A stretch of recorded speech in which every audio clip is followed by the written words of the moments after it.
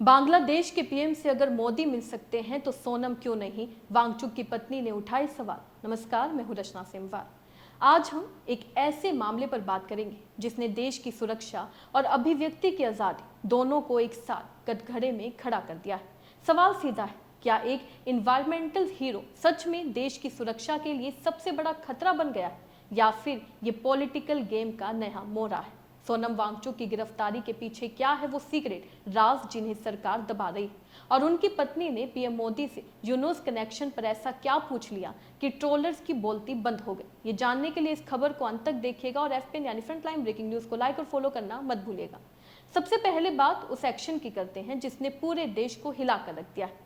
लद्दाख के मशहूर शिक्षाविद और एक्टिविस्ट सोनम वांगचुक को एनएसए यानी राष्ट्रीय सुरक्षा कानून के तहत गिरफ्तार कर सीधे जोधपुर जेल भेज दिया गया है। लेह में 4 सितंबर को हिंसक झड़प हुई थी जिसमें 4 लोगों की मौत हुई। उसके ठीक बाद ये सीरियस एक्शन लिया गया। एनएसए कोई मामूली बात नहीं है, ये दिखाता है कि सरकार इस मामले को कितनी गंभीर और राष्ट्रीय सुरक्षा से जोड़कर देख रही है।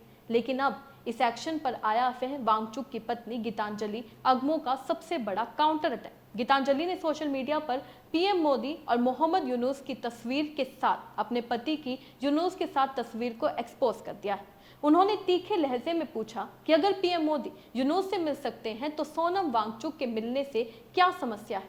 इस सवाल ने डबल स्टैंडर्ड की ओर इशारा किया है। वहीं लोग बोल रहे हैं कि ये तस्वीर उन ट्रोलर्स को सीधा जवाब है जो वांगचुक पर बांग्लादेश में तख्ता पलट की साजिश का आरोप लगा रहे थे। गीतांजलि ने बिना डरे ये भी कहा कि अगर भारत पाकिस्तान के साथ क्रिकेट खेलता है तो यूएन इवेंट के लिए वांगचुक से पूछताछ क्यों हो रही है? इस पूरे मामले में एक एंगल पाकिस्तान कनेक्शन का दिया जा रहा है। पिछले शुक्रवार को लद्दाख के डीजीपी ने एक सनसनीखेज दावा किया था। उन्होंने कहा कि सोनम वांगचुक पाकिस्तानी इंटेलिजेंस ऑपरेटिव यानी पीआईओ के संपर्क में थे। यह आरोप इतना गंभीर है कि ये सीधे वांगचुक के राष्ट्रवाद और उनके पूरे आंदोलन पर सवालिया निशान लगाता है। लेकिन उनकी पत्नी गीतांजलि ने इस आरोप को पूरी तरह खारिज कर दिया। उन्होंने जोरदार खंडन करते हुए कहा कि उनके पति हमेशा गांधीवादी तरीके से काम करते रहे। उन्होंने वांगचुक की पाकिस्तान यात्राओं को डिफेंड करते हुए कहा कि वे सिर्फ जलवायु परिवर्तन से जुड़ी थी, क्योंकि हिमालय के ग्लेशियर के पानी में हम भारत या पाकिस्तान नहीं देखते।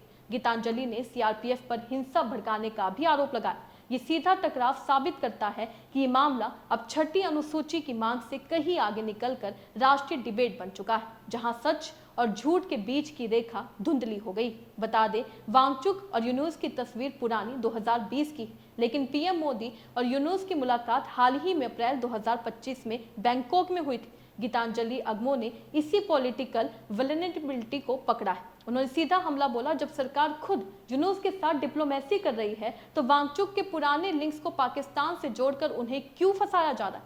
क्या ये सिर्फ लद्दाख आंदोलन को कुचलने का एक प्लान है? इस हाई वोल्टेज ड्रामा के बीच लद्दाख की जमीनी हकीकत बेहद तनावपूर्ण है। सोनम वांगचुक की गिरफ्तारी ने आंदोलन को और भी ज्यादा भड़का दिया है। एलएबी और केडीए ने केंद्र सरकार की कमेटी से बातचीत करने से साफ इनकार कर दिया है। एलएबी चेयरमैन थुपस्तान छेवांग का बयान है कि लद्दाख में इस वक्त भय, दुख और गुस्से का माहौल है और जब तक शांति नहीं आती वे बातचीत नहीं करेंगे।